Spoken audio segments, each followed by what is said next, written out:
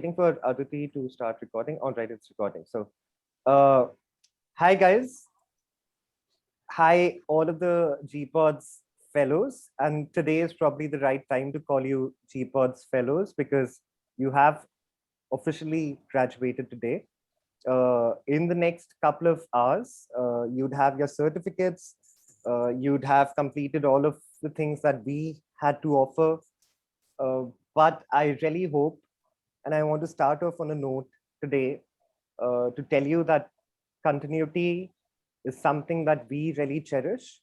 And we, from our end, Arpit, I, all of the mentors that you see on the screen, GPODs, would want to continue this association with all of you because you become a GPODs fellow today. You do not end becoming a GPODs fellow today.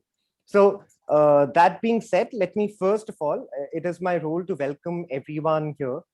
And let me first welcome our convocation speaker, Mr. Eric Solheim. I have a separate introduction prepared for him. So I'll come to that introduction a little later, but let me first welcome him. Thank you so much, Mr. Solheim, for taking out the time. We have so many of our mentors who've joined us today, and every time I am looking at my screen, I'm being reminded of the 3 months that have passed by, which seem so insignificant now.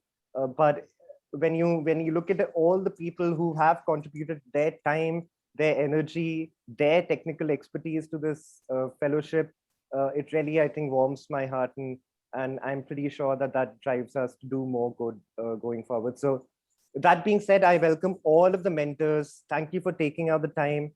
Gintare, Curtis, John, Ibtisam, Mr. Dixon. We have a couple of Johns on the screen, so you're going for a little more respectable Mr. Dixon here, John.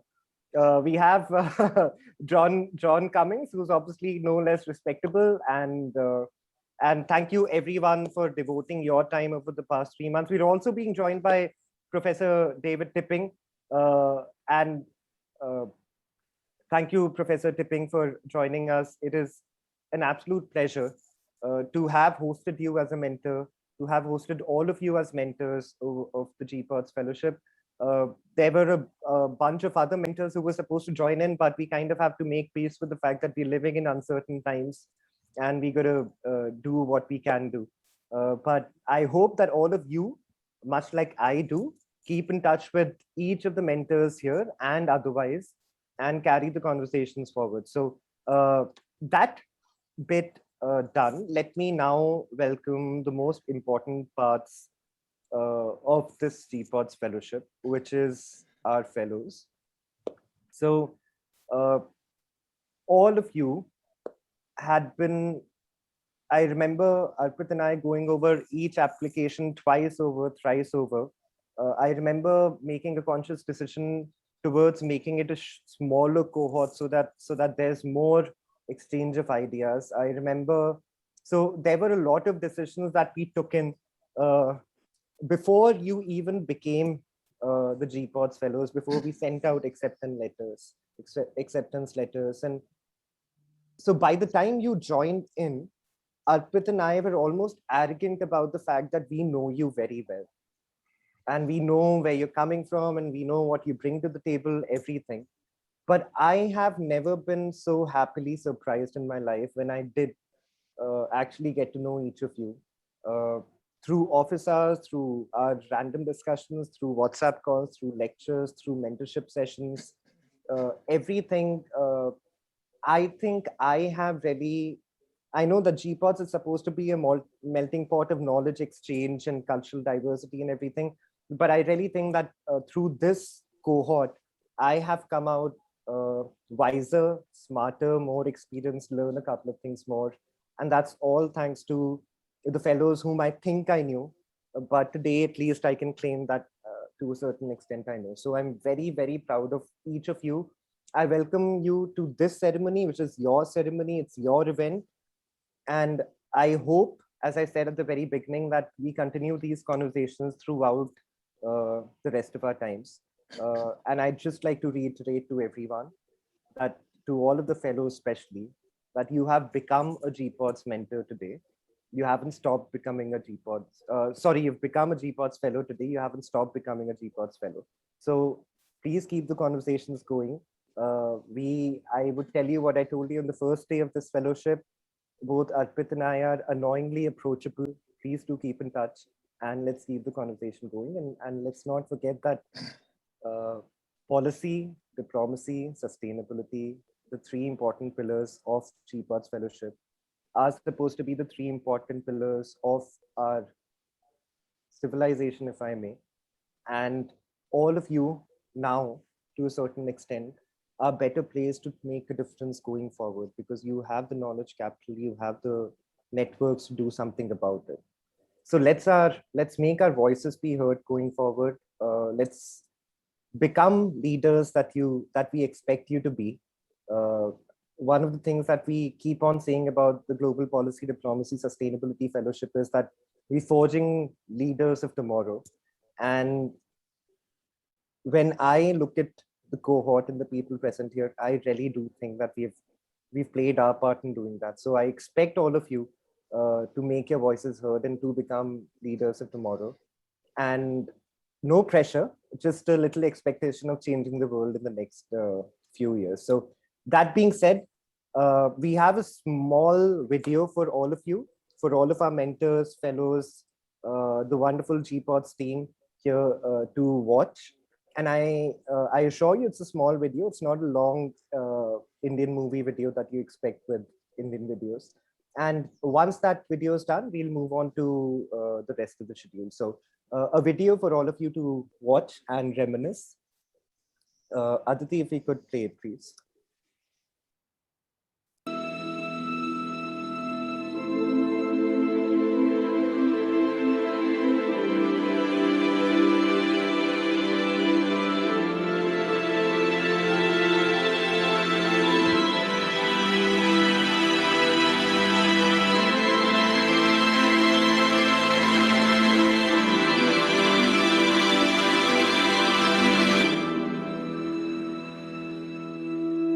This is a place where you are not really a student. We are not really teachers.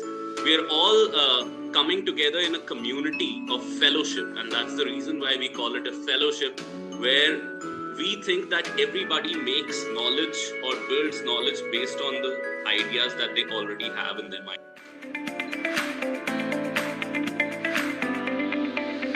Problem is greenhouse gas emissions that affect the temperature of the climate. The agricultural land, the places which we use to grow crops, have a fair amount of saltwater intrusion. Actually, the very close cooperation between the United States and China to come to an agreement to how to operationalize this principle into the future. Policy making body on environment at the same level with the General Assembly for all other issues globally. But for environment, it established the United Nations Environment Assembly. ION term, IOI, or impact on investment. So that's essentially what this, your management really should all be about. You're trying to maximize the impact of investment. So you might define it as coordinated and synchronized action that often deliberately targets democratic states and institutions. Someone has said, never let a crisis go to waste.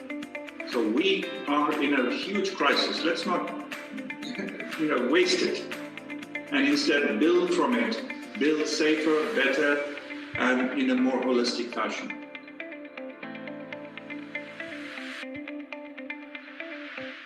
I am thoroughly enjoying the fellowship. I think it's keeping me enthusiastic, lively. I'm really excited. I look forward to lectures. I look forward talking to Arpit and Ishan more often. So I'm really glad that I am a part of GPODS. I took the right decision. GPODS has helped us build such a rich network of professionals who are truly global and, are actually working at the cutting edge of solving some real policy problems.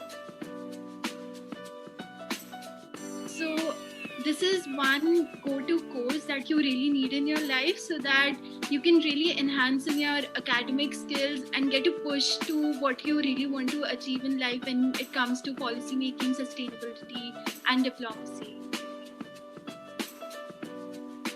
Knowledge sharing that's happening, and it's not just learning from the mentors and the people who are taking the lectures, but it's also learning from the fellows and learning from your peers. And I think that's really amazing. And the fact that all the fellows come, like we all come from such diverse professional backgrounds, so that's really a huge plus. So yeah, I think the amount of interactions I have had with my co-fellows and the mentors, so those have been very good. And since we have been in a lockdown since the past 1 year, so I haven't really had the chance to interact with new people and get new perspective into my life. So I think that way the fellowship has helped me a lot.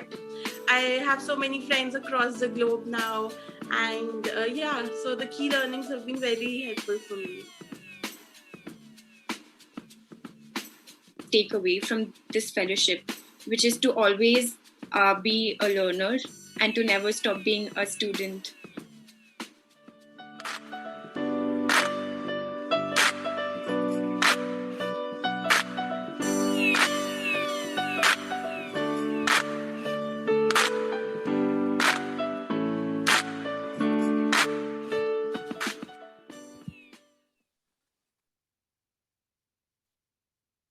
All right, guys. I know it's a little rude to try and wrap up a journey that seems so much longer than just 3 months, but we tried to do that through this video. I hope all of you did enjoy it. I hope, as I said, you could reminisce a little and think about the times that you have spent at GPODS. This is but a small snippet of the kind of admiration that we have for you, and I hope that you do see this video as our welcoming present to the GPODS family, and if I may, as a parting gift as you move on to other things in life. So that being said, it is now the time when I do officially introduce Mr. Solheim, Eric Solheim, to all of you, who's your convocation speaker today. And let me first tell you what I told Eric when I was speaking with him to book his to send him the Google Calendar invite for today. And I was telling him that it is, as I said at the very beginning, the Global Policy, Diplomacy, Sustainability Fellowship, GPODS Fellowship, which stands for the 3 pillars of policy, diplomacy, and sustainability of climate change and climate action and comparative public administration and international political economy. So many of these things. We wanted to have someone to address you on your graduation ceremony, on your convocation, someone who stood by all of these principles and understood the interdisciplinary nature of how decisions are going to be made. So that was a very important reason why we wanted to have Mr. Solheim to deliver the address today. The second reason was, as I mentioned earlier, I expect all of you, because that's the aim of GPODS, to forge global leaders for tomorrow. And I expect all of you to make your opinions and your voices heard and change opinions and break opinions as you go ahead in your life with the tools, the little tools that we have given to you of network, of knowledge. And a very good example, if not one of the better examples of being that global leader who has effectuated global change is Mr. Solheim. So I could not think of a better person to we could not have had a better person to address all of you today. Now, Mr. Solheim is obviously the senior advisor at World Resources Institute. He's the CEO of Plastic Revolution Foundation. He's a very, very famous Norwegian diplomat. Almost everyone knows him, and everyone I've spoken to him knows him personally. So he's also very good with networking as well. So that is something that you have to take forward as well. He served as in the Norwegian government as the Minister of International Development and Minister of Environment. He served as the Under Secretary General of the United Nations and Executive Director of the United Nations Environment Program.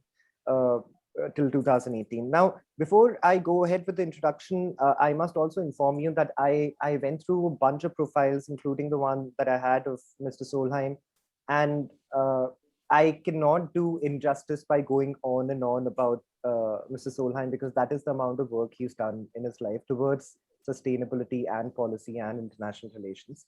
So I'll just restrict myself up till now, and I'll move over and give the floor to Mr. Solheim. Thank you, Mr. Solheim, for joining us. And I'd request you to address the graduating GPODS fellows today. Thank you so much, Ehsan, and I'm so proud to be asked to speak to this great group of people for this convocation of GPODS. I've heard a lot about your studies on geopolitics, public policy, environmental law, and I'm looking forward to you being change agents in the years to come. I really took to heart the slogan, think, act, create change, because that's exactly what we need. And if people tell you that change is not possible, then think of the greatest of all Indians. This man from Gujarat, Mohandas Gandhi, who came to India in 1915 after 20 years in South Africa. He came to India at a time when the British Empire was dominating the world. It was by far the strongest institution in the world. It was strong, it was self-confident, it was greedy, it was racist. It was not a beautiful thing, but it was strong. And this man took upon himself to fight this enormous power just by his moral authority and by empowering the people of India. At the time, the people who thought he could succeed was close to zero. Very few. None in the UK thought he could succeed. Very few in the world, and even in India, was just a small minority thought it was possible to defeat the the British Empire, and to do it in only 3 decades. The Indian National Congress at the time was a relatively small elitist entity with some good intellectuals for sure, but not really rooted in the masses of India. And that was what Gandhi brought, and he brought this fantastic change to India just by fighting hard and by doing it in the right, intelligent manner, which could achieve results. So if anyone ever says change is not possible, I'll just say this word, Mahatma Gandhi. That's the only answer needed. Of course, not all of you, probably none of you, will be able to create changes of the scale and magnitude of Mahatma Gandhi.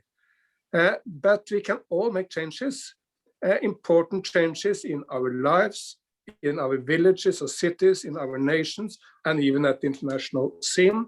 So let's look into the opportunities of change rather than the problems. We are speaking at a time which is a horrible time in India. I came back from India a week ago, and I met so many people with fear. People were scared, they are fearing, and I hope that none of you have relatives, parents, grandparents, others who have been dying from the disease or going through pain from the disease. So please take care of all of your loved ones.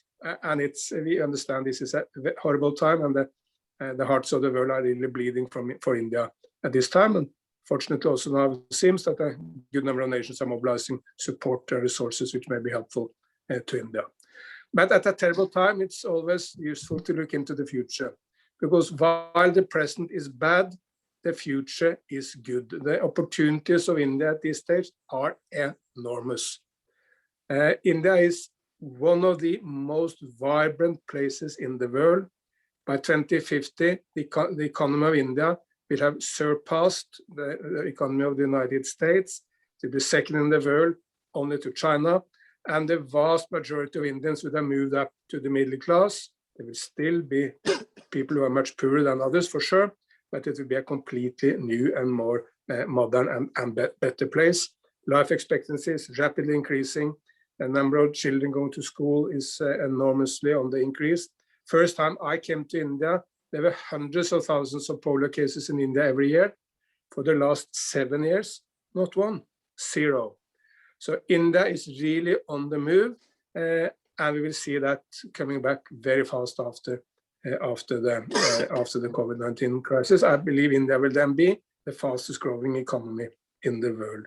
And by the way, by 2050, we expect 3 Asian nations to be among the 4 biggest economies in the world. It's China, India, and Indonesia. No European economy will be among the 10 biggest economies in the world, except Germany. Yes, combined, the European Union will be important, but separately, the European nations will be small and insignificant compared to India. And I also believe there is room for optimism, because I believe we are living at a time which is much, much better than any other time, also when it comes to the environment. We have 3 major crises of the environment, and you are aware, so I will not dig into that. I mean, it's the climate crisis, it's the destruction we humans do to the ecosystems and to nature, and it's the pollution crisis, where the air pollution or plastic pollution or other sorts of pollution. These are the 3 problems we need to resolve. But we have the once in a generation opportunity to resolve these issues. And let me very briefly take you to the 4 most important places in the world. This is not to say that everyone is of course important, but at the end of the day, 4 major places are more important than the rest. It's China, it's India, it's United States of America, and it's Europe, because these are the biggest economies and also the nations with the biggest impact, whether it's on military or on environment. And in all 4 places, there is really, really positive change now. When you start with the United States, after Biden came in, he has launched one great big green initiative after the other. The infrastructure package, which is proposed to the Senate, is the greenest document ever proposed to the American Congress. It's far greener than anything we have seen, even from good presidents in the past, like say Barack Obama. It's investing in charging stations for electric vehicles, in solar energy, in wind energy, also in upgrading the water pipes so that poor communities in America will not be polluted from lead. So it's a throughout green program which will transform the United States. Then we went to China, where President Xi Jinping last fall said that China will go carbon neutral by 2060, and it will peak its emission in the 2020s. And it has enormous impact. Wherever you go in China, I was there in December last year, all the provinces, all the cities, all the companies are now thinking, how can we deliver upon the promise given by our president?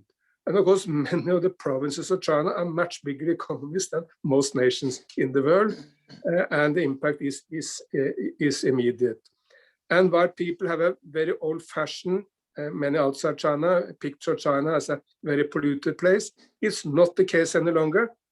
Unfortunately, now India is a much, much more polluted country than China is, and that's because the Chinese have been able to bring it down very, very strongly over the last 10 years. And China is now the world leader on solar energy, on wind energy, on high-speed electric rail, on electric buses. I mean, there are more electric buses in one Chinese city, Shenzhen alone, than there is in the entire world outside China combined. Then we went to Europe, where the European Commission or European Union has launched the Green New Deal, and a fantastic green program for Europe, which is now the centerpiece of European integration. It's not just some green policies on the sidelines. No, the entire European Union is rotating around this green program. And in India, Prime Minister Modi has completely transformed the debate from the debate about whether you want in India to develop or to take care of Mother Earth, into a debate as to how can India develop very fast, but at the same time protecting the planet. That, for instance, means moving into solar, and India now has 3 out of the 5 biggest solar plants in the world. That's the first all-solar rail station in Assam. India is the first all-solar airport in Kochi, in Kerala.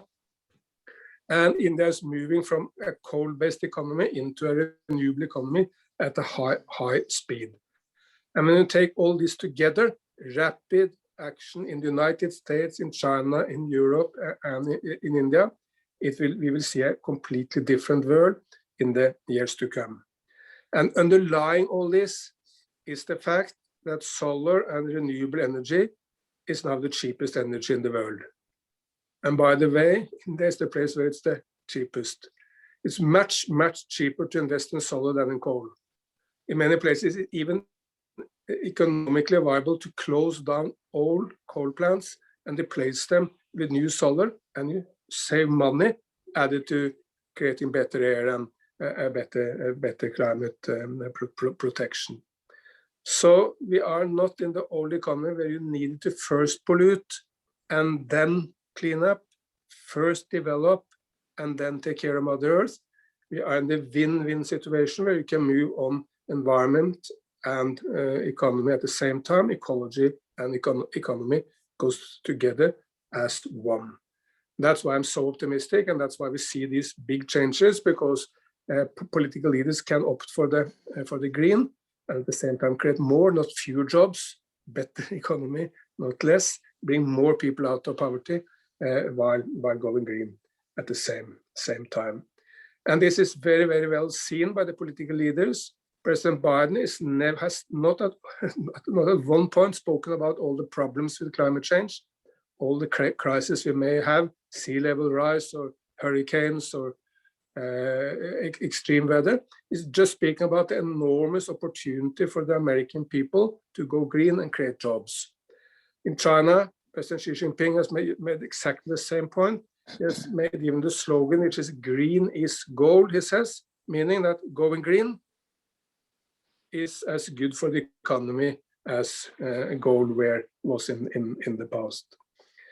So we are at a point where we have every opportunity to succeed. And humanity has shown in the past that we can take on huge problems and defeat them. And I mentioned Maganda as an example of that, but we have any number of other examples, of course. I mean, a couple of hundred years back, slavery was normal all over the planet. Christian leaders said this is in the Bible, so we cannot do anything with it. Islamic leaders said it's in the Quran. Economists said the British Empire will go down and under if we do not continue with slavery. Then some people picked the fight, and they succeeded, because slavery is now abolished everywhere in the world. So what are the obstacles we need to overcome to succeed? And I basically see three. I will go a little bit with them. I mean, first is to get the geopolitics right, because if we create conflicts rather than cooperation in the world, we will have difficulty to succeed in. Second, we need to get investment and economy and business right, understand the power of business. And thirdly, we need a new deal for nature, putting Mother Earth center stage in what we do. But let me start with the togetherness in this world. I mean, that's the number one lesson of the COVID-19. We are not 195 different ships sailing around the planet. We have 195 nations having 195 different rooms in the same boat. And unless you understand that, we will fail. But that we have learned that very, very dearly through COVID-19. No one has been able to contain it in their place. Started in China, then moved on to Europe, then to the United States. India was extremely successful in the early days in containing it, not so successful now. So we have seen how this has moved around the world, and we are in it together. And we are also in a world which is multipolar, meaning that there's not one nation who can dominate the world. And until very recently, the United States was so powerful, they could basically set the rules for everyone else. That's not the case anymore. The two biggest nations, the most powerful nations in the world, are the United States and China. But then comes India, Europe, and of course, Brazil, Russia.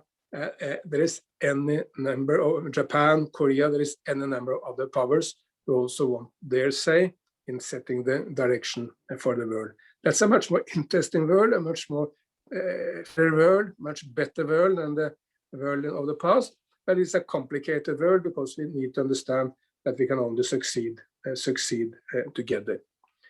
India comes into this new multipolar world in my view, in a completely new, self-confident way.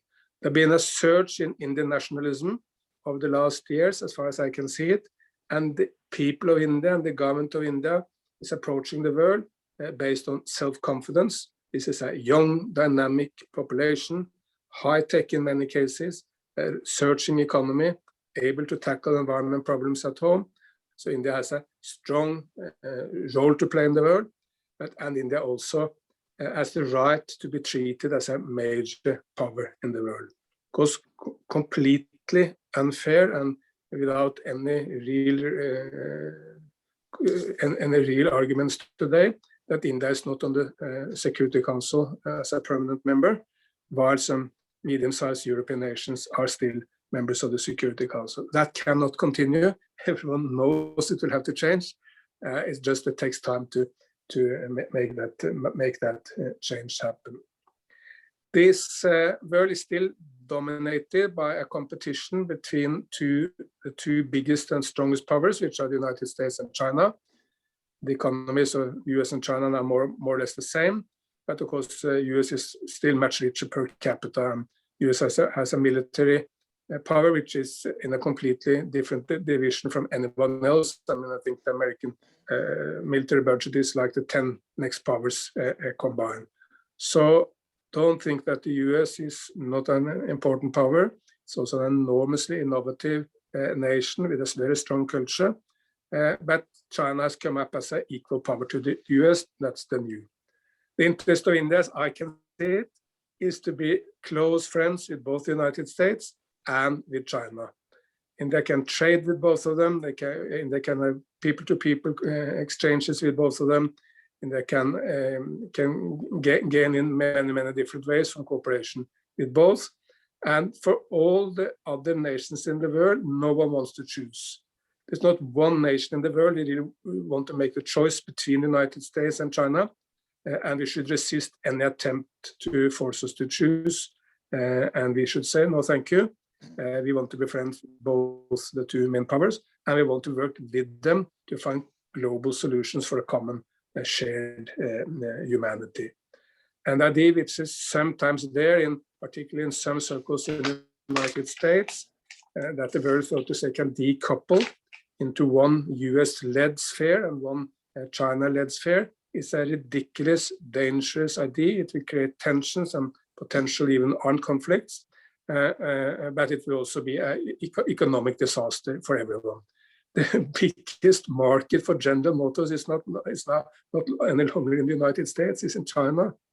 If you buy an Apple mobile phone, yes, it may be designed in California, but for sure, I don't know, maybe 60% of what's in the Apple phone is produced in China. And you can make, of course, all these kind of examples. India comes into the same, and we will find Indian component, Indian engineers, Indian technology in many areas. We should look into how we can work together, how we can integrate economies, how we can share the prosperity of the world, rather than the ideas of decoupling into one sphere where you have Apple and Google and Microsoft, and another sphere where you have Tencent, Alibaba, and Huawei, just to mention some of the names. Second, we need to emphasize the togetherness of the world. The other is we need to see the importance of business. That has been sometimes difficult for political leaders to understand, and also sometimes difficult for environmentalists to have taken a negative view of business. And of course, in India itself, until the reform started by Manmohan Singh when he was the finance minister in the 1990s, India got the role of business wrong, in my view. I mean, that's also why development in India after independence lagged so much. India didn't really understand what China understood 15 years earlier, that the importance of business and the importance of opening up to the world. That's a major reason why India still lags somewhat behind China on development. But that's a thing of the past. Now India takes a positive view of business. I mean, all the main parties, whether it's Congress or BJP or others, take a positive view of business and understand the role of business. And by and large, business is now well ahead of governments on the environment in the world. Give you a few examples. I mean, no government of any sort has ever made any promise similar to what Microsoft has done in the United States. Microsoft has promised to be carbon neutral by 2030, which is fairly soon. Adding to that, I said we will compensate for all emissions in the history of our company. Our company is 50 years old. Whatever emission we have made to the world, we will now compensate by buying credits from rainforest or from tree planting or from whatever method it may be. Adding to that, Microsoft has said we will be a zero plastic waste company. We will not produce any plastic waste, which we will distribute to the world. We will take care of it inside the company and recycle it. And added to that, I even made an agreement with Alaska Airlines, the biggest airlines in Seattle, where they had the headquarters, where they will compensate. Alaska Airlines will reduce its emissions as much as all the travels of all Microsoft employees on Alaska Airlines airplanes. That's just Microsoft. Nearly all the other tech companies have made similar, maybe not as ambitious, but fairly similar promises. And if you move on to a couple of European giants, IKEA, the Swedish furniture maker, which is also represented in India. I think it's Hyderabad, they have their outlet, but maybe I'm wrong on that. They are far ahead of any government in the world when it comes to circular economy. They are not offering to people to rent some of the furniture, offering to take it in when you buy something new, you will take in the old and then so it can be used again, and a number of new schemes. So to make sure that all parts of all the products are made without destruction of rainforest or any negatives for the environment, but also in a circular way, so it can be used and used again. And Volkswagen, which is the second biggest car company in the world, 2 weeks back said, the debate is over, they said. There is no more any debate about the combustible engine. It has lost. Electric engine has won the debate. We will go all out electric. We won't spend 1 calorie on improving our gasoline cars because they are a thing of the past. All our efforts will now be how to make the electric vehicles for the future. And Volkswagen alone will make something like 25 different models of electric vehicles. And of course, when the giants of industry take this view, and moving ahead, and no politician can stop them, even if they wanted to. Look to the fact that the president of the United States until recently tried to stop environment progress in the US. He can't even succeed in his own core states. I mean, Texas, being one of the most Republican, most red states in the United States, they are now moving extremely fast into wind and solar. I just saw the plans for solar in Texas. They're astonishing, fantastic, because there's a great potential there, for it's a lot of sun in Texas. But it shows that even if politicians don't really put their heart into this green change, still it happens in the most surprising places because of the role of business. But for sure, it helps if governments stimulate, subsidize, make the right political decisions, make the legal framework you need. But it happens even when that is not the case, simply because of the role of business. And competition in business is one of the main reasons for environment optimism. The price of solar energy is now 10% of what it was 10 years back. Many of the original ideas came from California, from Germany, but it's basically thanks to China and India who's brought down the price. And finally, added to understanding the geopolitics and added to understanding the role of business, we need a new deal for nature. There will be a big conference in Kunming in China in the fall, which we will try to make that happening. And that's simply to understand and protect the planet much, much better. We destroy the one planet which we have been given. We wipe out different species, destroy the ecosystems. It's an economic catastrophe. It undermines our economic development. It's an ethical, religious catastrophe. I mean, all religions tell us to protect the planet. The Bible, the Christian Bible, starts and ends with nature, and gods tell us to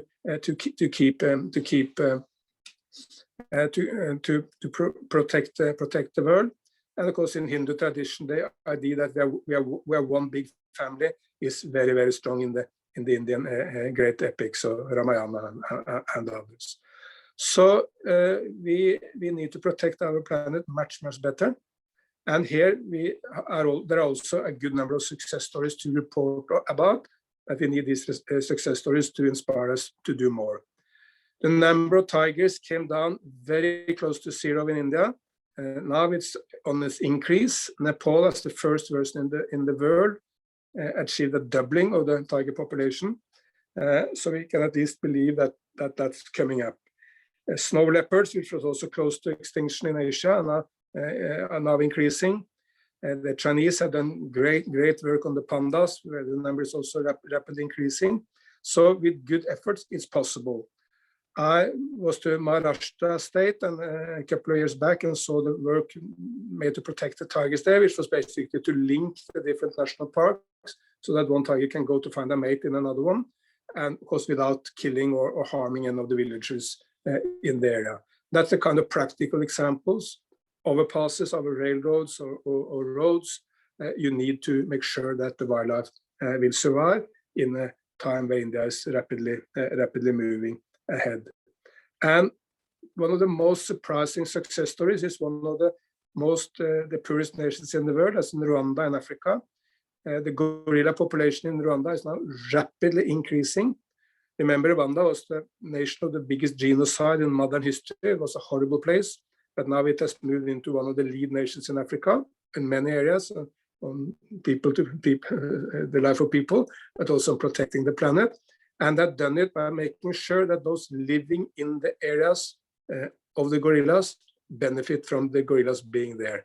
Because if you want to see the gorillas, you'll have to pay $1,500 American for 1 hour, which of course is a huge amount, but it creates an economy for the taxi drivers, the tour guides, the hotel people, all those, so that they are the first line protectors of the gorillas. And in Indonesia, which was one of the biggest deforestation nations, now has come to the top of the list from the bottom, from very low to the top of the list. Deforestation rate in Indonesia is now drastically reduced, thanks to great efforts from the government and from the big companies and business in Indonesia. So we need a new deal for nature. We need it fast. We need to act much better, and we need to solve the big kind of system problem of modern capitalism. That if you destroy nature, the benefit is normally private. You get it, or a company get it, or someone get it. While if you protect nature,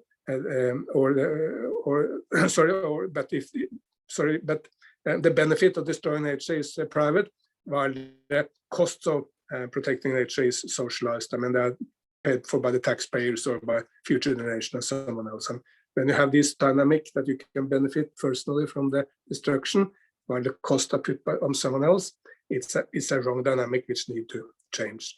But I'm certain we can also doing this, and I see lots of optimism because of the success stories of tigers, pandas, gorillas, snow leopards. So thank you so much for listening to me. I try to impress upon you the importance of togetherness in this world. We cannot resolve anything alone, but we can resolve every big issue together. If you have questions or ideas you want to share with me, please send me emails. You can find me on Twitter if you're into that, where you can also contact me, and also see when I try to put out quite a lot of good positive environment stories from India and other places. So I started with Maganda, the biggest change maker I can think of. Let me end also with him. He said once that if you want to change the world, you need to be the change you want to see in this world. And that's the lesson for all of us. If we can all be the change we want to see, we will succeed. Thank you so much, Mr. Solheim. Thank you for such a wonderful address. And I was taking down notes when you were speaking, because you touched on the history, you touched on theology, philosophy, economics, environment, businesses. You touched on the New Deal for nature and the call for systemic change to come up with global solutions to sustainability. And I feel very proud for having invited you here, more than congratulating you for such a wonderful speech. So thank you so much, Mrs. Solheim, for taking out the time and leaving us with so much to think about, so much to do, but also so much energy and so much positivism of what we could use going forward. Really inspiring, and thank you, Mr. Solheim.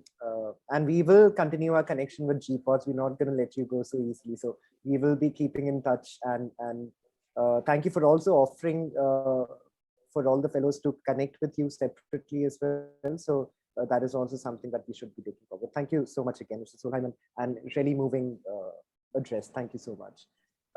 That being said, Arpit, you're up next. And could I, what we will be doing now is that this is time when you earn your GPOD certificates, and Arpit is going to be taking you all through it.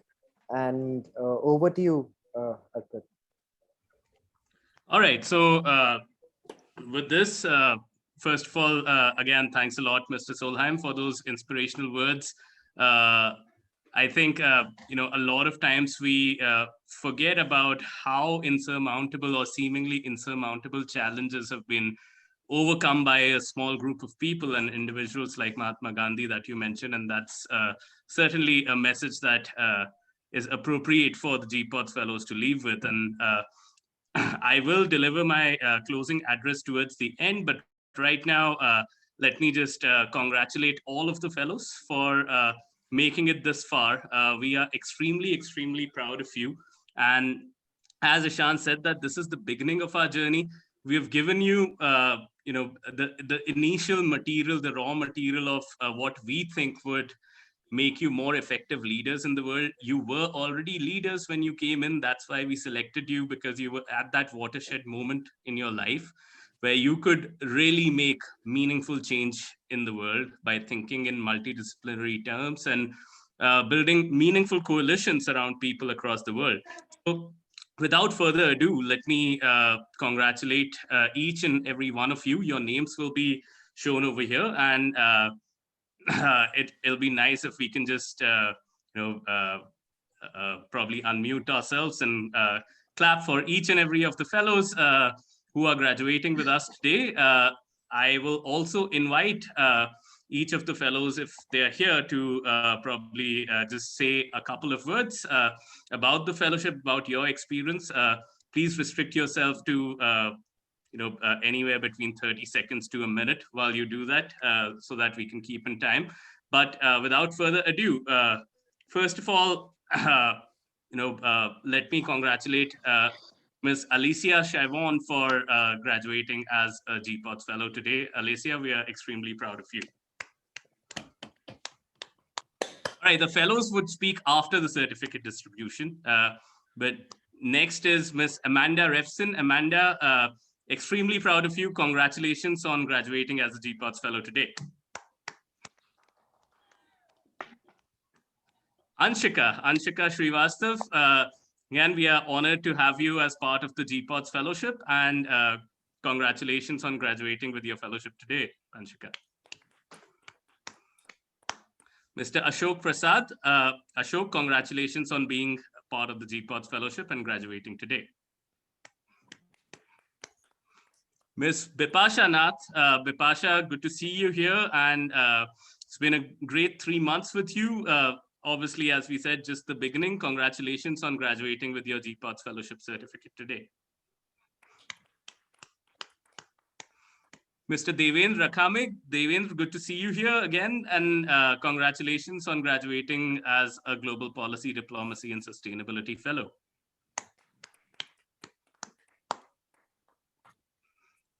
Ms. Forum Chandrana, Forum, thanks for all of your great ideas that you have at odd moments in the day, and thanks for sharing those with us, and congratulations on graduating as a GPODS fellow today.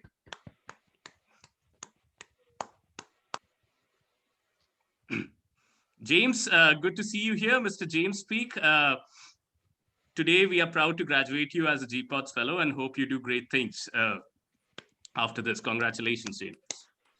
And KP, one person I've had amazing conversations with and always full of energy.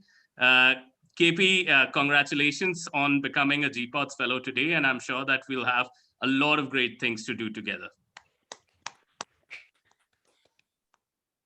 And Ms. Neha Naikwade, Neha, again, we've had great discussions together, and I'm fairly confident that you're going to be making great changes and positive changes across the world, given your passion for sustainability and public policy. And I'm glad to graduate you as a GPODS fellow today.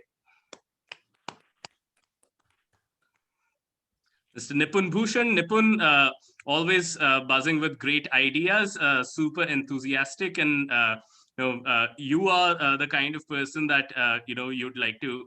We would like to see going forward, taking a more active role in law and politics and sustainability. And congratulations again for graduating as a GPODS fellow today. Nishi Kothari. Nishi, congratulations and good to see you here. We hope that you do great things after this fellowship, and let's be in touch, and congratulations on graduating from the GPODS fellowship today. And Parikshit Sridhar, Parikshit has been an old friend of mine, and it's amazing to see Parikshit bringing in just a new energy, whether it is in the office hours or the mentorship lectures or anything. You've become an integral part of our team. So, and obviously special award for Parikshit for 100% attendance, almost 100% attendance. Pari has been there in all of the sessions. So congratulations, Parikshit, and thank you for being part of this fellowship. Oh, thank you so much. Pleasure. Ms. Paulina Sali. Paulina, great to be in touch with you. And again, I've had some great conversations with you at the beginning of the fellowship, and congratulations on graduating as a GPODS fellow today. Sampada, again, I am so glad for your passion for sustainability and public policy, and congratulations on graduating as a GPODS fellow today. And Simran, Sampada, both sisters, and forgive me when I got confused between the both of you a number of times during my classes, but both of you, Simran, I think again, you've asked really intelligent questions during the lectures and during the classes, and I see in you, a formidable leader going forward in the future. So congratulations. We are proud to graduate you from the GPODS fellowship today. And Swasti, I think, a person who has always given us such great insight, drawing upon her experience, and already somebody I see who's making impact on the ground for, improving the corporates and improving, various stakeholders, business processes towards a more sustainable future. So Swasti, I think, we really think, and we are sure that you're going to be leading the initiatives and the voice on sustainable development and public policy and diplomacy going ahead in the future. I've had some fascinating conversations with you, and I'm so proud that you're graduating as a global policy, diplomacy, and sustainability fellow today. Congrats, Swasti. Thank you so much, Arpit and Ishan. And Vidhi, again, I think Vidhi, we became great friends, and I've read your writings. I've read some of the works that you do. We have discussed so many books and papers and material together, and I think that you bring in a very unique, a very sincere and genuine approach towards things around public policy, diplomacy, sustainability, and I'm fairly confident that you are going to be one of the leading voices in bringing about positive change for so many of the issues that we are facing right now.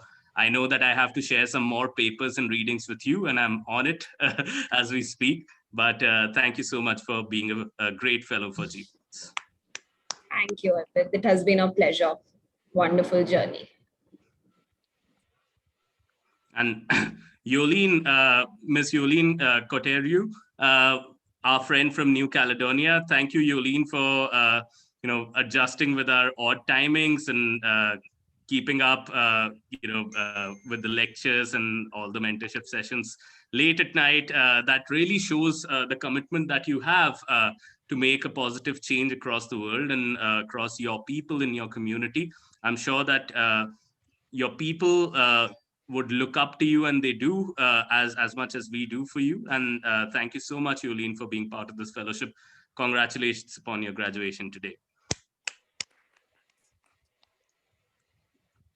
All right, so this is now our time for the fellows to speak and share about their experiences of the fellowship. So let me invite the fellows in no particular order, but then just one by one, if you could just share a little bit about your experience of the fellowship and what you're leaving with. So let me first invite Vidhi to share about her experiences, and then we'll have Swasti, Amanda, Parikshit, and then we'll take it from there. Thanks, Arpit.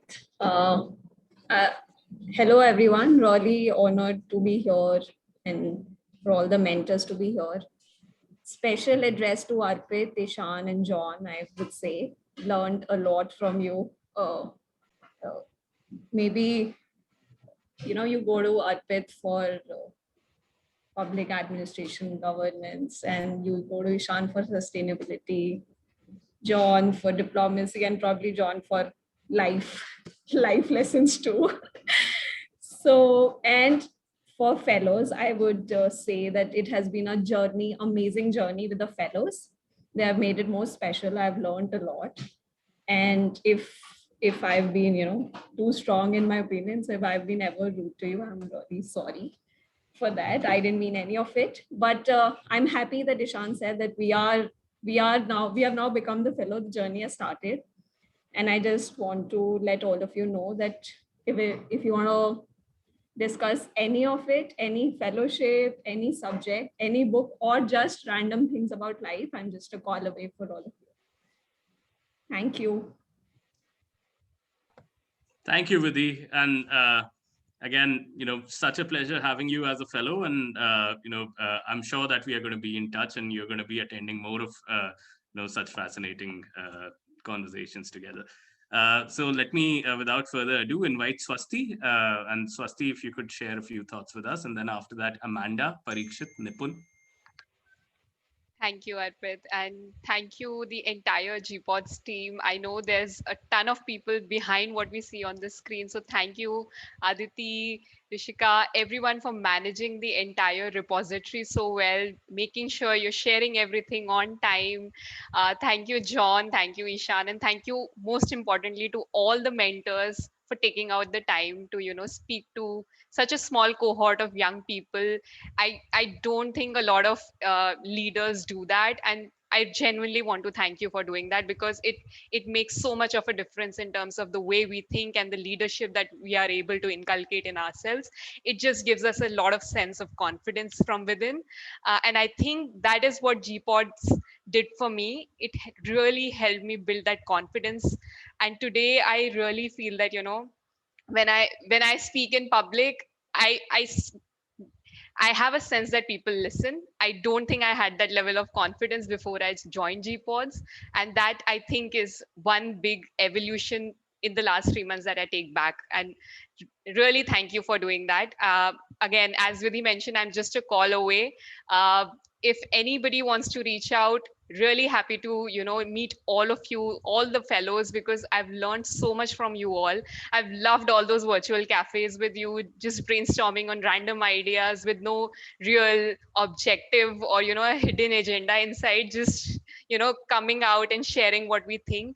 Even if we are confused, we're lost, it's just such a safe place to be in terms of sharing. So please reach out to me. I would be happy to continue this relationship going forward. Thank you. Thank you so much, Swasti. And indeed, we would be privileged to continue, such an open, safe, conversational relationship with all of you. And with this, let me invite Amanda to speak and share a few words. Thanks, Arpit, and really happy to see you here today. I'm glad that you're hopefully feeling a little better. And thank you to Arpit, Ishan, and Jonathan for really running such an amazing fellowship. There are a few things that I would willingly wake up at 5 in the morning to participate in, and I'm so grateful to have had this opportunity over the last 3 months to get to know you all, and also just have such incredible mentorship and intellectual stimulation. Coming out of grad school, I think I was really lacking that in my life, and to be able to have such dynamic conversations and learn so much from my peers and be pushed to think about policy and the environment and sustainability in such different ways has been such a gift. And I am so appreciative of that. And I'm excited that one day maybe I can turn around and be a mentor to the next cohorts of fellows. So thank you for setting me up to potentially be that one day. And as Swasti said, looking forward to, and as Ishan said also, this is not the end. This is the beginning of the journey, and looking forward to continuing it all with you. And absolutely, thank you so much, Amanda. And when we look into our fellows while we are selecting, this is one question that we typically ask: that can we see this person? That's kind of our litmus test. That can we see this person becoming a mentor for the fellowship a few years down the line? And certainly, that's the idea, that we are creating a group of people who are willing to help others out. So thank you so much, Amanda. Loved every bit of our interaction, and I'm sure that there are many more to come in the future. And thanks for the 5 a.m.s. So yes, I'll hold you to it, Arpit. Certainly. And now, again, another friend who joins us from odd time zones or timings, Parikshit, who joins us from Australia during the late night sessions for him. So, and a great friend of mine from before the fellowship, from my undergrad days, actually. So, Parikshit, over to you. Oh, thank you so much. Fantastic. Nice to meet everyone. And thank you, Ishan, Arpit, and John, and the extended team for putting together this fellowship.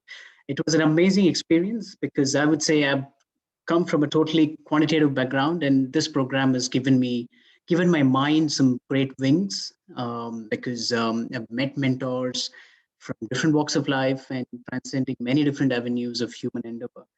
So in that sense, I would say it's total diversification, and very, very thankful to GPODS and to the fellow mates as well, Swasti, Vidhi, and everyone else, bringing together thoughts and ideas from environment, sustainability, refugees, and analytics, and law as well. So great. Thank you so much. And just a quick, marketing stuff is you can add whichever adjective you want to add, whatever terminology you want to use, and it will fit the acronym GPODS. Thank you so much. Yeah. All right, we should probably give a few a try sometime. But thank you so much, Pari, for always, coming up with innovative ideas and for being so engaged with the fellowship. Now, without further ado, let me invite Nipun to share his experience and a few thoughts. Hi, guys. Again, as Parikshit pointed out, I also feel that based on what Amanda said about GPODS, I think the ability of GPODS to actually stimulate us intellectually is what best qualifies and characterizes it. And I feel personally, for me, it has really broadened my horizons in the sense that I've been empowered and enabled to now think beyond what just my law degree would otherwise have enabled me to do on ground. And it's really sort of appended all new avenues and all new ways I can really sort of chip in to realize my vision of sustainability. And if it weren't for GPODS, I still do feel that I would have eventually found some way of coming up with a way to realize that vision of mine. But GPODS really gave me that impetus, that stimulus to, and also the great fodder for my mind to grow intellectually and even in a way spiritually. So I feel more connected to the domain of sustainability. And I'm grateful for all the time that was actually devoted by the team at GPODS, and all the wonderful sessions we've had in the company of the mentors and the fellows. I feel really, I'm choking on emotions right now. I'm not one for emotions, but I feel really glad that I could be a part of this very spectacular fellowship. Thank you so much. Thank you, Nipun, and indeed a pleasure having you as part of the fellowship. And I see GPODS as a family, and you guys have become an integral part of it. And just like family, you guys are there with us forever. So we are not going to leave you even in the future. And now let me invite KP, Krishnapriya, if you could share a few words about. Hello, everyone. I don't know what I can say at this point that hasn't already been said, but I'm just going to say that I will definitely miss all the philosophizing that used to happen in class and in the virtual cafes. And it was really great to interact with all of you. And it was really great to get to know all of you. And as Amanda said, this is not the end. And I'm sure you will find me lurking in one of the lectures in the next cohort as well. So yeah, really happy that I'm here today. Thank you. Thank you so much, KP. And it'll be a pleasure to see you lurking around and even taking the lead in the discussions and the lectures going forward. And with this, let me invite Bipasha to share a few words, please. Hi, everyone. I hope everyone is doing well. I mean, GPODS, at least for me, it brought so many good memories and so many good times, especially at a moment when things are quite challenging for all of us. So there were so many shared moments and shared thoughts that was really, it was really nice to experience it with all of you. So, I mean, there were so many takeaways. I don't know which one to really highlight, but one thing that I know is going to really stay with me is that it doesn't feel like GPODS, we're just the second cohort. I mean, things were managed so wonderfully and so smoothly. So what I feel is that if you have, the end result, you have clarity about what you want, then the entire journey is so much more exciting. So I think that's one major thing that I think, will keep inspiring me to also, implement in my own undertakings later on. So there are so many things that I learned from all of you, from the mentors, and it's been a wonderful experience.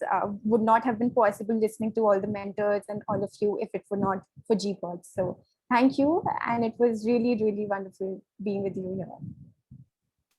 Thank you so much, Bipasha, and likewise, wonderful being with you and getting to know you. With this, let me invite Neha to share a few words, please. Everything has already been said. I mean, I'm kind of out of words, but I would like to share a personal thought maybe. So when I joined GPODS, I was looking for clarity because I was high on enthusiasm, and there is so much out in the world, to do, and it is very easy to feel that heavy burden of, there are so many ways to, save this planet, help out people, but I think I was looking for clarity and where I fit. And today I can say that I know where I want to go, and I owe a big thanks to Arpit, Ishan, to all the mentors, and also to my fellow over here. I know I missed some lectures, and every time while looking at a video, there was not a single lecture that I regretted not attending live. So thank you very, very much.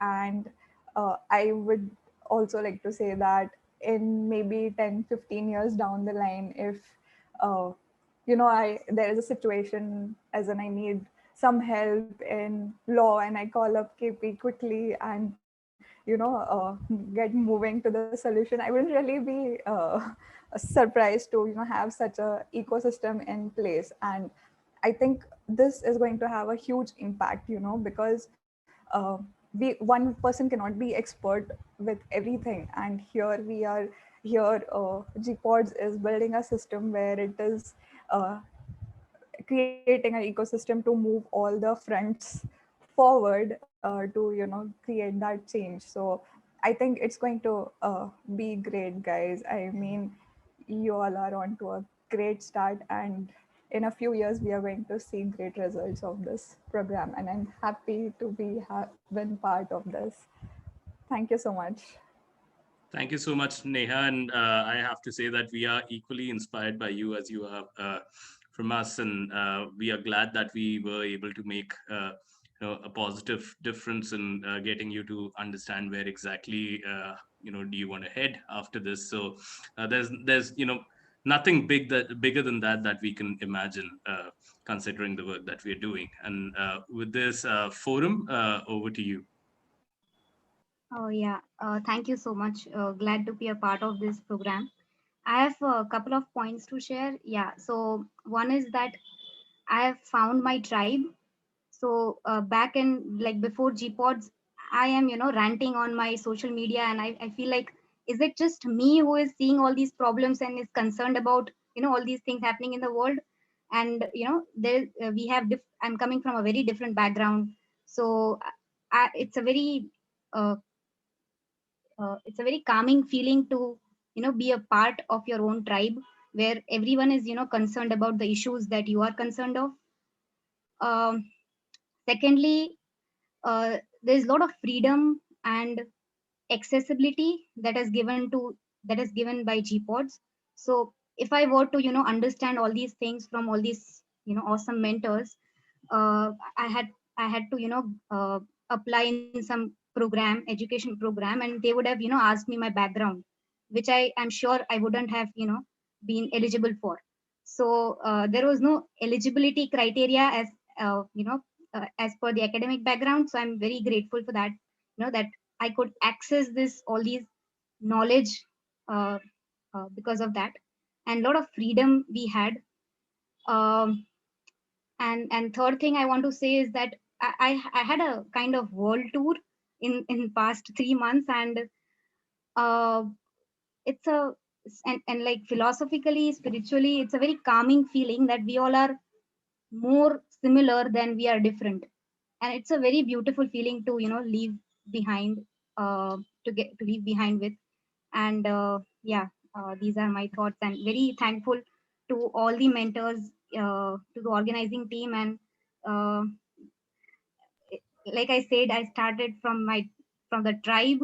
Like, I'm very grateful for that tribe.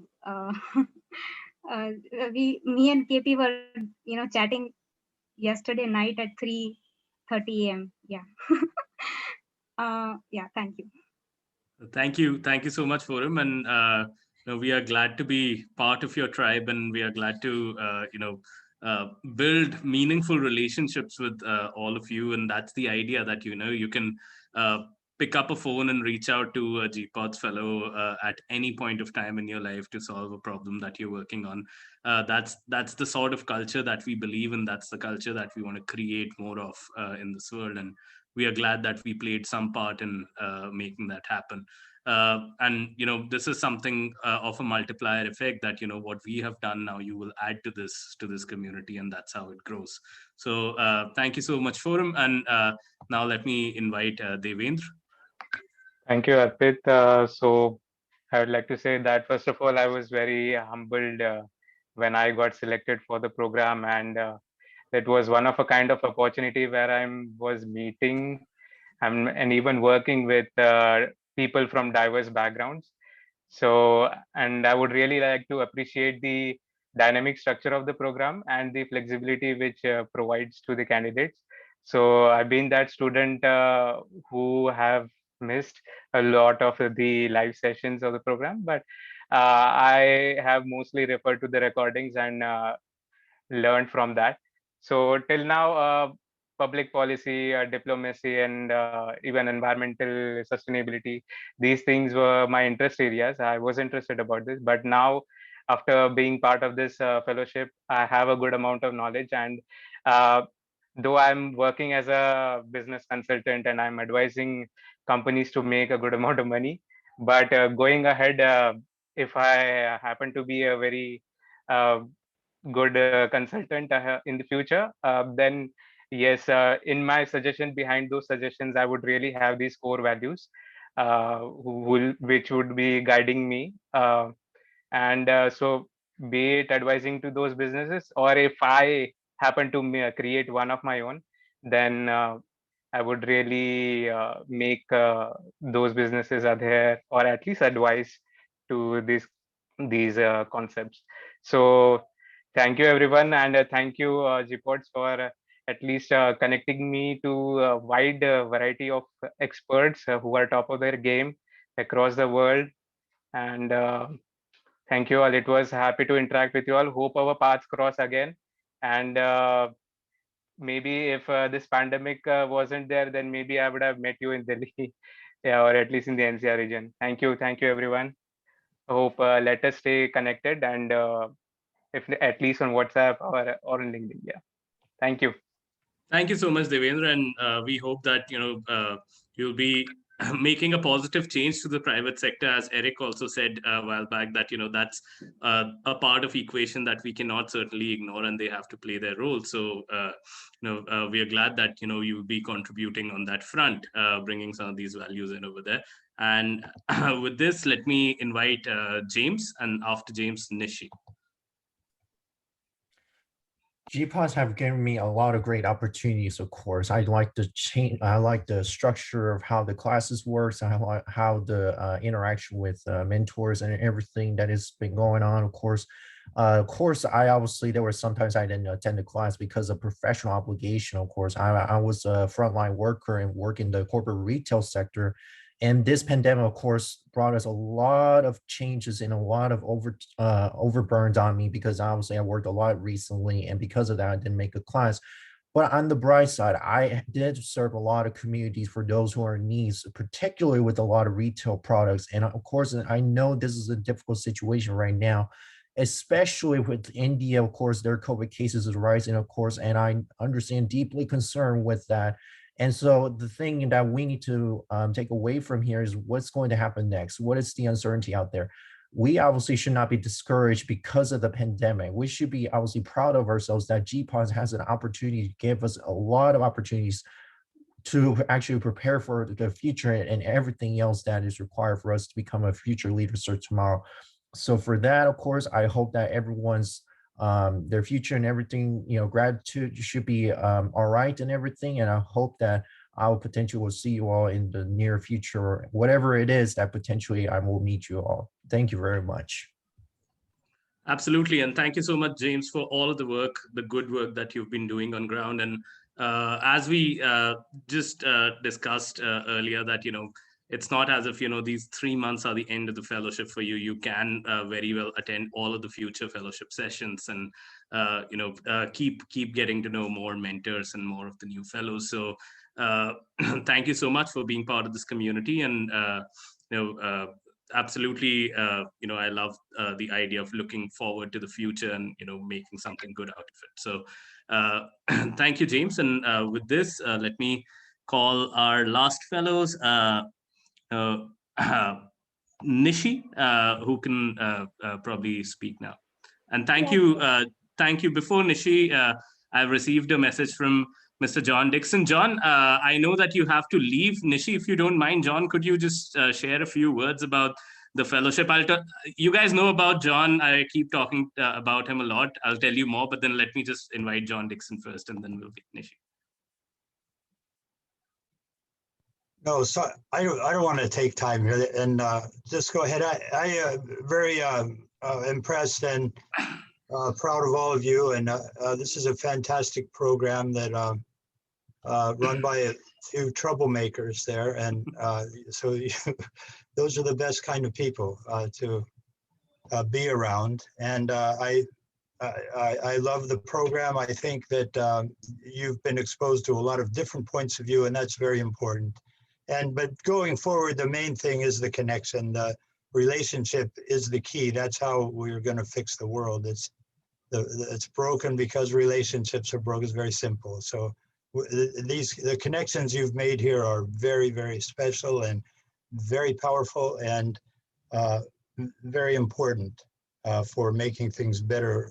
And the fantastic global perspective here is really important to work from. So congratulations, all the graduates, all the not graduates, fellows, and also the team that put it together. And yeah, keep it going. Make sure and keep those relationships going. It's very inspiring to hear all of your comments, and really proud of you and proud of the team that put it together. Thank you. Thank you so much, John. Thank you so much. And John Dixon is the person who kind of inspired my original thoughts around creating such communities when I'd attended this program called IYLA with Jonathan, International Youth Leadership Assembly, that takes place at the New York UN headquarters and the World Bank headquarters, and then a bunch of other places every year in the United States. And by being inspired from that, I had invited John to a conference that I had organized around Mahatma Gandhi's idea of sustainability in India. And John gave me this really invaluable feedback over there that, in the conference that I organized, even though it was a youth leadership conference, most of the speakers were, people who were more like John himself. So in that category of age and experience. And he said that, we need to have a program which is really driven by the youth and by the fellows. And here, I think, with GPODS, we've been able to make strides over there where we get our fellows to take the front stage to speak at various events and, really make their voices heard. So, John, we are doing good on that. So that feedback taken, and thank you. You are, thank you. Great job, Thank everybody. you. Bye-bye. And with this, our last fellow, Nishi, if you want to come in and speak. And after Nishi, if some of our other mentors who are here, if you'd like to share some thoughts, we'll take those. And then after that, I'll deliver my closing remarks. So first, over to Nishi. So I won't take a lot of time, but I'd just like to say that I am extremely grateful to be selected as a part of this fellowship. And just another thing to add, for the entire experience, I did understand the analytical aspects of the fellowship. And I think when we go out there and have a on-the-job practical application of all of these aspects, it's going to create a much more intellectually innovative environment. And I am super humble and grateful for being vested with this kind of knowledge. And with that, I'd just like to say thank you. And I am looking forward to see the different ventures wherein this knowledge is extrapolated and applicated. Thank you so much. Thank you so much, Nishi. And we really do hope that you're able to bring some of this analytical rigor to your work. And thank you for being part of this fellowship. And with this, let me now start inviting Jonathan, who has agreed to share some of his own thoughts about the fellowship. So Jonathan, over to you. Oh yeah, thank you, Arpit. I really love the haircut. I really do, and I hope all is well with you, with things in India. So good morning, good afternoon, good night, depending on what part of the world you're tuning in from. It's really a pleasure to be speaking to you all here today. And first, congratulations on completing the fellowship, seriously. And honestly, if it were later in the evening, maybe you know me, I would say let's raise a glass and let's have a toast because you did it. You completed your fellowship and congratulations.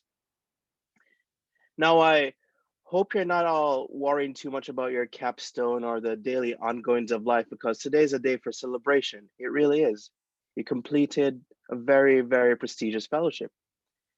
And it's really been a pleasure being here. And I'm proud to have gotten to know some of you all as a part of this fellowship.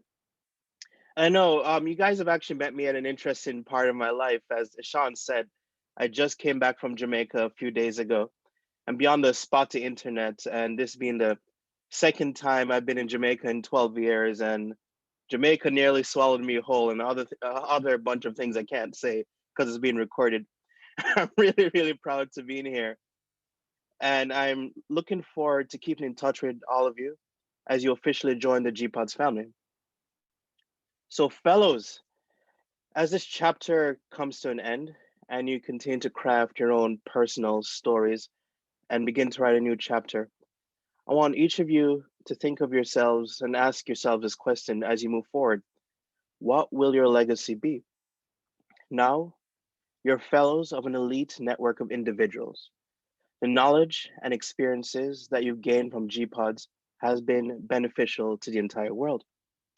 You're all ambitious, determined, insightful, and intelligent. And with that in mind, what will your legacy be? Fellows, you're in a global cohort that's comprised of different cultures, religions, ethnicities, each with your own different systems of political beliefs and unique experiences. Now, even though you're all different, you all have a common shared core value, and that value is doing the most good that you can.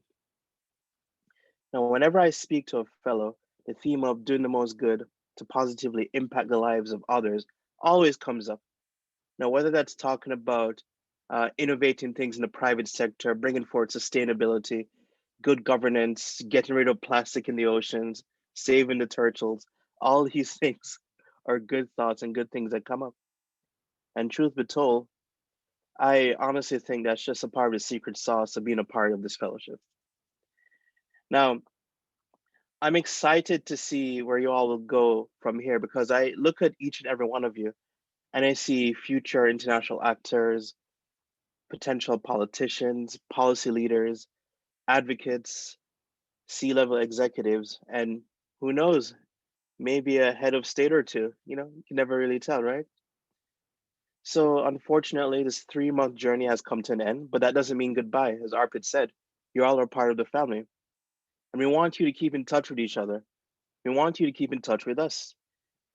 We want you to keep in touch with the new and incoming fellows that GPODS has after this generation. Because imagine this is a second cohort of GPODS. Imagine what the 22nd cohort of GPODS would look like and what impact this program will have on the rest of the world. And I know not just because of the impact of or the legitimacy of this program that we're going to keep in touch with each other. I really believe that the reason why we're going to keep in touch with each other is because we all have become a family. And family, no matter how irritated or frustrated or maybe even hurt you at some point in the past, you keep in touch with each other because you still care, because you have their best interests at heart. So I ask of you, let's treat each other as family and do our best part in uplifting each other. Now, my hope after this 3-month fellowship is that you feel empowered. And if you think about it, you've had the opportunity to speak and to learn from current and former diplomats, international politicians, representatives from large corporations, professors, and you've even created an online virtual international summit. I mean, to me, that sounds pretty impressive, and you guys should really be, feeling good about yourself, so go ahead and brush the dirt off your shoulders. It's fine. I won't judge. I really won't. And keeping that in mind, yes, it's important to keep humble, but I always tell my friends this, being humble isn't the same as being self-aware. And don't take that message to be arrogant because the people you step on to get to the top are the same people you'll see when you fall back down. So keep that in mind. All I'm saying is realize your power and acknowledge your worth because you all are worth so much. You're very powerful and you're capable of achieving anything that you put your minds to. Now, as you move forward and continue to craft your own personal stories, think on these things. When you ask yourself, what will my legacy be? I want you to ask yourself that your legacy should be one that embraces new change, continues to challenge yourself, and at the same time, realizing your own power. I know, fellows, you've made it. Congratulations on being a part of the GPODS family. Keep in touch, and we'll definitely keep in touch. And I hope to see you guys as future leaders of this crazy, crazy world. So thank you so much. It's been really a pleasure getting to know you all. Thank you. Thank you so much, John, for the great words and something that I would personally live with and have in my mind. And thank you for being such a critical pillar to this team of GPODS and for making this happen.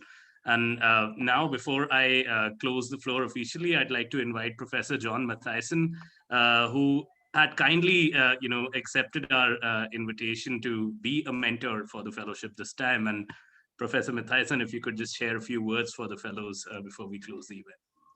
Well, thank you for the opportunity. Let me build on what Jonathan said. This is you have finished an interesting round, and now there are the rest of the rounds to follow in which you can work together and individually, because as I think one thing that came out of all of what we as mentors and what Eric pointed out today, we're going into a world where a lot of things have to be done on a radical basis that has never confronted us before in terms of the amount of time. And it's going to depend on you guys to do it. My guys are, I'm afraid, limited in the amount of time that we have to do things. So we're going to count on you to go forward and solve these problems. As you can see behind me, fight for climate change, for example, and the other three problems of the apocalypse. We have to solve them, and I count on you guys. Thank you. Thank you so much, Professor Matthijssen. And the hope is that it's going to be us who are going to take action now, as that's the last word that is there, in the words in your background.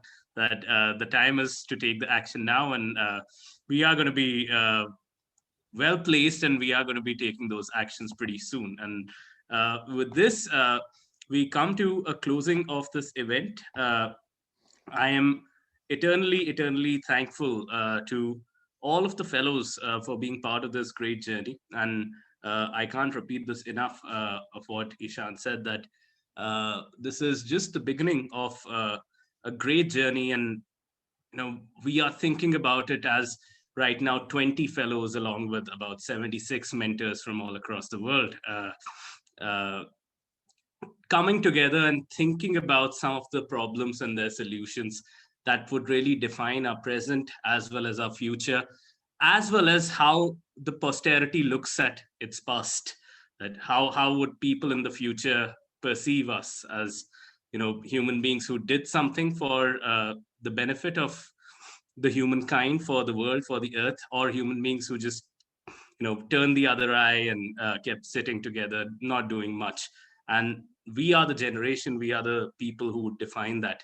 As Jonathan said, I could only imagine how this fellowship's 22nd edition, this is just the second one, would look like. And I'm sure that we'd have hundreds of people connected with this common sense of purpose, doing great things across this world. So I'm fairly confident that this fellowship is going to really be one of those levers that changes the world. Now, in the past few days, as some of you know, that I've been through a personal crisis. My grandmother passed away a few days back, and then right after that, I got into isolation because I was tested COVID positive, with many other people in my family, and currently, living in times where across the country, people are suffering, people are struggling just to get some of the basics, such as oxygen. It's a trying and testing time that we are living in right now. And I was thinking about a few things that gave me some time to reflect when I was thinking about my life and just the meaning of life in general. And I realized that the thing with life is that you don't know when it's going to end. You could be just fine today, and next couple of hours or next day you could be on your way out. So I hope it doesn't happen that way. But then life is ephemeral and unpredictable like that. And when you're living in such a setting where life is so ephemeral, you kind of think and you wonder that, okay, what if I am on my way out tomorrow? What is the what are the things that I would really value? What would my life amount to? And I personally felt that things like at least two things that I could think of. One is that, all of the material possessions, all of, the even I count them as material possessions, awards, the status signals, etc., your prestige. All of these would probably not count for much when you're, looking at that juncture. What would count is how many meaningful relationships did you have in this life, and how many people did you love, how many people loved you, and how much time were you able to spend with those people, and what is the legacy that you're leaving behind in life. I was proud to think that GPODS was probably one of the top things that came into my mind, that if COVID goes south, at least one thing that I did in my life which was worthwhile would be this. So I'd like to thank you guys for this opportunity, and all the best. All right. Thank you. So Thank you. Thank you so much. Thank you so much, Arpit. And just to carry forward a couple of things, I must take a special moment to thank all of the mentors, and a little secret sauce that John mentioned about. This was three guys in three corners of the globe. Arpit was somewhere else, not in India then, coming together, thinking of something, coming up with a fellowship, and it wouldn't have worked. It could not have worked if it wasn't for the kind of support we've got from each of our mentors. You have seen how important these people are. I mean, Professor Matthijssen, Professor Tipping, these are the opinion makers of today. And to be given the kind of support that we've got from all of our mentors. So we are extremely humbled, and as an organization, we draw our inspiration, we draw our power and strength from all of our mentors. So thank you so much, Professor Tipping and Professor Matthijssen, who are in attendance, and all of the others would be seeing this video later. Thank you for being a mentor here. Thank you, John. Professor Cummings, if you will, because that's the title that you like now. You have been, I mean, the lesser I say, the better, even though I must confess, you have been absolutely killing it with the graduation ceremonies. Like every speech of yours in the convocation is another level. So thank you so much, John. And you know that you're our go-to person every time we have to brainstorm or pick your brains on anything. We call you at random hours, and you're always there for us. So thank you so much, John. And Arpit, it's absolutely crazy that you are literally on your 7th day of having been detected with COVID, and this is where the symptoms are terrible. I was messaging Arpit's wife who passed now, check if his oxygen is fine, and still to take out the time to have the drive. If that doesn't show us what GPODS means to all of us, I don't know what does. So again, I know all of you have heard the story, but GPODS was GPOD. It was Arpit's idea. Arpit had been pestering me with this idea for about a year before it took off, and none of this, even the regular meetings that I have on an everyday basis when Arpit isn't around, they're almost impossible to conduct without Arpit. Because first of all, I apparently do not have the authoritative power to conduct a meeting, but more importantly, because it is Arpit's vision and drive to take this forward. So thank you, Arpit, for everything. One last shout out to people who have been complimented by all of us, but not just explicitly. All the team that works tirelessly, right from Aditi, who manages everything seamlessly, sometimes so well that I feel ashamed of not having thought of something. So Aditi, Rishika, Srishti, Rashi, Aishwarya, Aniket, Vasi, Pribane, Ashna. I'm sorry if I'm forgetting someone here, but you know who you are, and And I really, really do thank you from the bottom of my And all of heart. the interns. You have to come to terms with the organization when you're helping. Yes, all of our interns. I think I'm cutting off, Arpit. I can probably give it back to you if you're feeling better now. But I was just going to say that running an organization is a thankless job, guys. So thank you for being such an important. No, I think we have to give a shout out to the team because despite the fact that many of our team members we have never met in person, we've been going at it with full force and quite seamlessly, and that talks a lot about their passion for the work and the organization. So thanks a lot to each and every one of our team members who've been managing everything like clockwork behind the scenes. So thank you so much.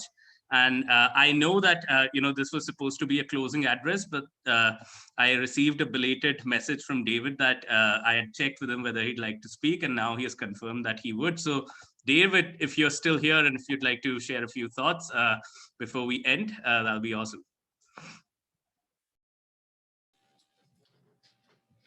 Thank you, Arpit. And a big congratulations to all of the fellows today on your achievements. I'm wishing you all the best in your future endeavours. We need more highly skilled policymakers and diplomats to create a world that's happier, more ecologically sustainable, and more climate friendly. So I believe GPODS equips you with the knowledge, skills, and connections to promote that positive change. And if there's anything you can ever do, it's stay up to date, stay current with knowledge, and keep coming back and learning when you can, and share that knowledge. So all the best. Thank you so much, David. And with this, we come to an end of our today's session. Fascinating 3 months. It doesn't feel like, it's been 3 months together. It feels like, we already know so much about each other. And, we are such a, I do genuinely think that, close relationships, they are not a function of time, they're the function of the intensity that you've lived them with. So I'm proud to say that we have most of all, and most importantly, created a solid community of committed individuals who can cooperate with each other. And I talk so much about the problem of cooperation in this world. So I'm glad that we are able to bring this together in this way. And with this, again, finally, another congratulations to all of the fellows. Today, we declare you as Global Policy, Diplomacy, and Sustainability's fellows officially. Congratulations, and go change the world. All right, guys. So the recording is done for